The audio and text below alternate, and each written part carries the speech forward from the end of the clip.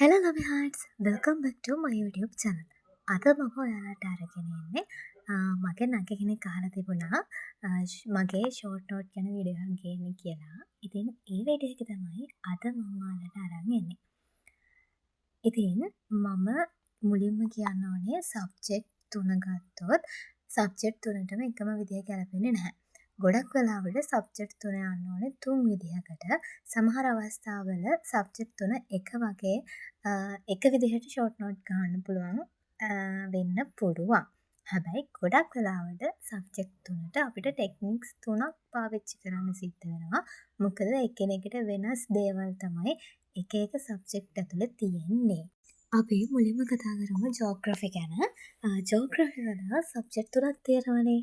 පැට්‍රිකල්, human and physical. පැට්‍රිකල් geography වල තමයි මම ඔයාලට පෙන්නන්නේ. ඒ කියන්නේ අපිට සිතියම් විවරණය තියෙනවා. ඊට පස්සේ ප්‍රස්ථාර, සංඛ්‍යානය, GIS, GPS, RS, ඒ වගේම සිතියම් මේ හැමදේම තියෙනවානේ.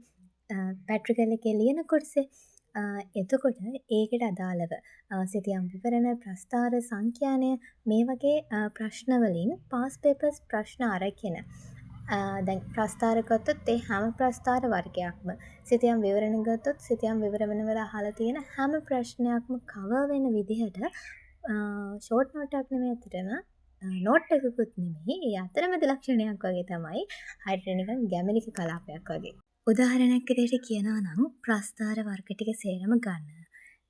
එක ප්‍රස්ථාර වර්ගයක් කරන් මම කියලා දෙන්නම්. රේඛා ප්‍රස්ථාර ගත්තොත් රේඛා ප්‍රස්ථාරවල වාසී, රේඛා ප්‍රස්ථාරවල අවාසී, ඒ වගේම රේඛා ප්‍රස්ථාරයක් ඇඳලා ඒක විස්තර කරනවත් කොහොමද විස්තර කරන්නේ? මේ වගේ දේවල් එකතුවක් කරගත්තට පස්සේ ඔයාලට එක්සෑම් එකට කලින් දවසේ හරියම ලේසියෙන් උඩින් බලා ගන්න පුළුවන්. එතකොට පොඩක්වත් බය වෙන්න දෙයක් නැහැ. ඔයාලට හැම ඒරියා එකක්ම කවර් වෙලා තියෙනවා. ඉතින් ඒ විදිහට තමයි පැට්‍රිකල් වල ගොඩක් දුරට අපිට කරන්න පුළුවන් වෙන්නේ. ඊට පස්සේ අපි බලමු හියුමන් ජියෝග්‍රෆි. ඒ වගේම ෆිසිකල් ජියෝග්‍රෆි වලදී කරන්න ඕනේ බොහෝ දුරට අර පාඩම ඇතුලේ තියෙන ටොපික්ස් මොනවද කියලා ගලා යාමක් විදිහට ලියාගෙන යන්න. ඒ ටොපික්ස් ඇතුලේ තියෙන විශේෂ කරුණු තියෙනවා නම් ඒ දේවලුත් ලියා ගන්න. ඒ විදිහට හදපු ෂෝට් නෝට් එකක් තමයි ඔය තියෙන්නේ. ඊට අමතරව පාස් පේපර්ස් වල රචනා ප්‍රශ්න අරගෙන ඒ හැම අවුරුද්දකම අහලා තියෙන දේවල් එකතු කරලා ඒ වගේම ක්ලාසස් වල තියෙන ඒවා එකතු කරලා හදාගන්න පොඩි පොඩි ටියුට්ස් තියාගත්තාම ටක් ගාලා පාඩම් කරන්න පුළුවන්. ඒක නම් ෂෝට් නෝට් එකක් නෙමෙයි නිකන් අර ප්‍රශ්න පාඩම් කරනවා වගේ වැඩක්. ජනසංඛ්‍යාව ගත්තොත් ජනසංඛ්‍යාවේ විශාලතය, ආවර්තනය, ව්‍යුහය, සංයුතය මේ වගේ දේවල් අදාළ පොයින්ට් එකට ලියුවා. ඒවට අදාළ විශේෂ දේවල් තියෙනවා නම් ඒ දේවල් ලියුවා. ඒ විදිහට තමයි ෂෝට් නෝට් එක හදා ගන්න ඕනේ. මෙතන මම මේ පෙන්නන්නේ අර මං කිව්ව ටියුට්ස්. ඒ කියන්නේ අර පාස් පේපර්ස් වල ආපු ප්‍රශ්න, ඊට පස්සේ ක්ලාසස් වල දීපු රචනා ප්‍රශ්න මේ හැම දෙයකටම සම්පූර්ණ උත්තරයක් ලියලා හදාගන්න පුංචි පුංචි ටියුට්ස්.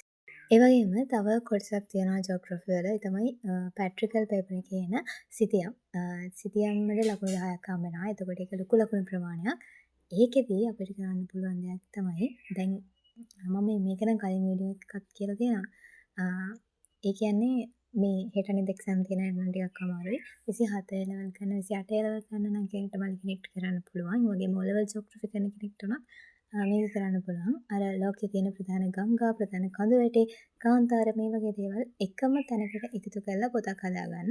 ගොඩක් අය ගාව මේ වගේ පොතක් ඇති. පොතක් හරි එකතු කරගත්ත පොත ටිකක් හරි මොනවා හරි ඇති. ඒ විදිහට තියෙනකොටත් ඒක ටක් ගාලා මතක තියාගන්න උදව්වක් වෙනවා. මීඩියා ගැන කතා කරනවා නම් මීඩියා වල තියෙන්නේ මේ ගොඩක් දුරට මගේ මීඩියා වල විතරයි ඒකාකාරී ෂෝට් නෝට් එකක් තියෙන්නේ. එතකොට ඒකෙදි අර සාමාන්‍ය ෂෝට් නෝට් එකක් වගේම ඒ අදාළ පාඩම, ඒ පාඩමේ තියෙන අනුමාතෘකා, ඒවැය තියෙන තව අනුමාතෘකා විදිහට ඒවැය තියෙන විශේෂ ලක්ෂණ නෙමෙයි විශේෂ දේවල් දාලා තමයි ඒ ෂෝට් නෝට් එක හදාගන්න ඕනේ. මේ ඔයාලට පෙන්නන්නේ මම ඒ විදිහට හදාගත්ත ෂෝට් නෝට් ටිකක්.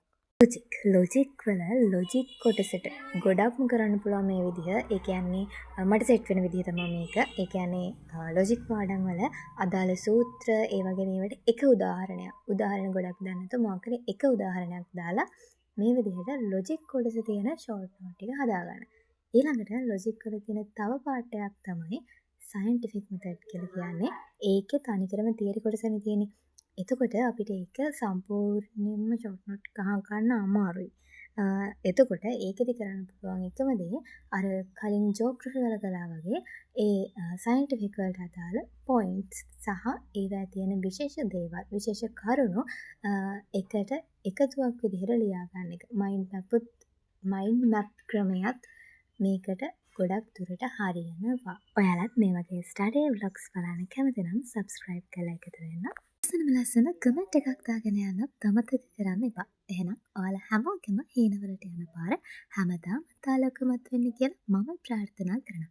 එහෙනම් අතට ගිහින් යන්න බයි බයි.